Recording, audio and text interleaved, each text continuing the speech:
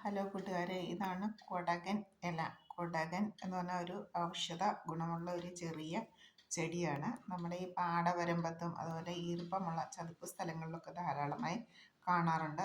നെൽപ്പാടങ്ങളുടെ വരമ്പുകളിലൊക്കെ പണ്ടുകാലത്ത് യഥേഷ്ടം കാണാമായിരുന്നു. ഇത് വളരെ ഔഷധ ഗുണമുള്ള ഒരു ചെറിയ സസ്യമാണ്. ഇതാണ് ഇതിൻ്റെ ഇല. ഏകദേശം ഇതിനൊരു ഇതാണ് അതിൻ്റെ ആകൃതി. ഒരു ഇലയുടെ ആകൃതി ഇതാണ്. ഈ ഇല കൊടകൻ എന്ന് പറയും. ഇങ്ങനെ ഇരിക്കുന്ന ഒരു ഹാഫ് റൗണ്ടിലുള്ള ഒരു ഷേപ്പാണ് കൊടകൻ. കൊടങ്ങൽ, മുത്തൽ എന്നൊക്കെ ഇതിന് പറയപ്പെടുന്നുണ്ട്. ഇത് വളരെ ഔഷധ ഗുണമുള്ളൊരു ചെടിയാണ്. ഇത് വെള്ളം തിളപ്പിച്ച് 1-2 ഇലയിട്ട് നമുക്ക് വെള്ളം തിളപ്പിച്ച് കുടിക്കുന്നത് നല്ലതാണ്.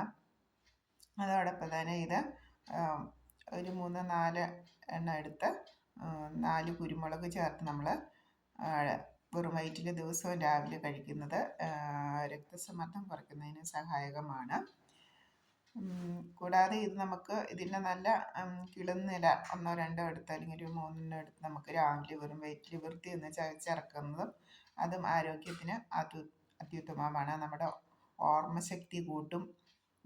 ബുദ്ധിവികാസം, കുട്ടികളുടെ ഓർമ്മശക്തി കൂട്ടുന്നതിനും ബുദ്ധിവികാസത്തിനുമൊക്കെ ഇത് വളരെ നല്ലതാണ്. അതുപോലെ പാർക്കിൻസൺസ് ഡിസീസ് എന്ന് പറയുന്ന വിറയൽ രോഗം, അത് വെറും വയറ്റിൽ ഇത് രാവിലെ ഇതിൻ്റെ ഇലയുടെ നീരോ അല്ലെങ്കിൽ ഇല തന്നെയോ നേരിട്ട് പതിവായി കഴിക്കുന്നത് പാർക്കിൻസൺസ് ഡിസീസ് അല്ലെങ്കിൽ വിറയൽ രോഗം മാറുന്നതിന് സഹായകമാണ്. പിന്നെ നമ്മുടെ വായ്പുണ്ണ് അല്ലെങ്കിൽ അൾസർ, വായുനാറ്റം ഇവയൊക്കെ മാറുന്നതിന് ഈ കൊടങ്ങലിൻ്റെ ഇല കഴിക്കുന്നത് അത്യുത്തമമാണ്. ഇത് കഴിക്കുന്ന രീതി ഒന്നുകിൽ നമുക്ക് ഇതിട്ട് വെള്ളം തിളപ്പിച്ച് കുടിക്കാം. കുടിവെള്ളത്തിൽ നമുക്ക് 1-2 ഇലയിട്ട് തുളസി വെള്ളമൊക്കെ തയ്യാറാക്കുന്നത് പോലെ വെള്ളം തയ്യാറാക്കി കുടിക്കാം.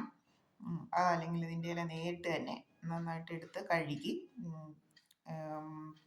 മറ്റഴുക്കുകളൊന്നും ഇല്ലാതെ ബോധ്യപ്പെട്ട് നന്നായിട്ട് കഴുകി അതിൻ്റെ കിളുന്നിലകൾ നമുക്ക് ഡയറക്റ്റായിട്ട് കഴിക്കാം. ചെറിയൊരു ചമർപ്പുണ്ടായിരിക്കും ഇത് കഴിക്കുമ്പം.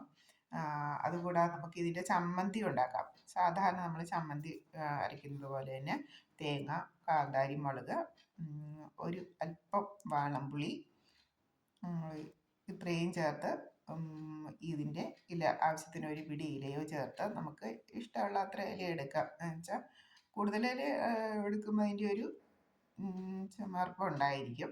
അല്ലെങ്കിൽ നമ്മൾ സാധാരണ വാളംപുളി, കാന്താരി മുളക്, തേങ്ങ, ഉപ്പ്, കൊടകൻ്റെ ഇല ഇത്രയും ചേർത്ത് പുളിച്ചമ്മന്തി അരയ്ക്കുന്ന പോലെ അരച്ചെടുത്താൽ വളരെ ടേസ്റ്റി ആയിട്ട് നമുക്ക് ചോറിൻ്റെ കൂടെയൊക്കെ കഴിക്കാം. അതല്ലാതെ തന്നെ ഇത് അരച്ച് നമുക്കിതിൻ്റെ കിച്ചടി പോലെ തയ്യാറാക്കാവുന്നതാണ്. ഈ പറഞ്ഞ കൂട്ടെല്ലാം അരച്ചിട്ട് കൊടകൻ്റെ ഇല, തേങ്ങ, കാന്താരി മുളക്, ഉപ്പ് ഇവ ചേർത്ത് നന്നായി അരച്ചെടുത്ത് അത് കട്ട തൈരിൽ കലക്കിയെടുത്ത് വേണമെങ്കിൽ കടുക് താളിച്ചിടാം. അങ്ങനെ ഇട്ടാൽ വളരെ ടേസ്റ്റി ആയിട്ടുള്ളൊരു ചാറുകറിയായിട്ട് നമുക്ക് ചോറിൻ്റെ കൂടെ ഉപയോഗിക്കാൻ പറ്റും. Okay bye. അടുത്ത വീഡിയോ ആയിട്ട് അടുത്ത ദിവസം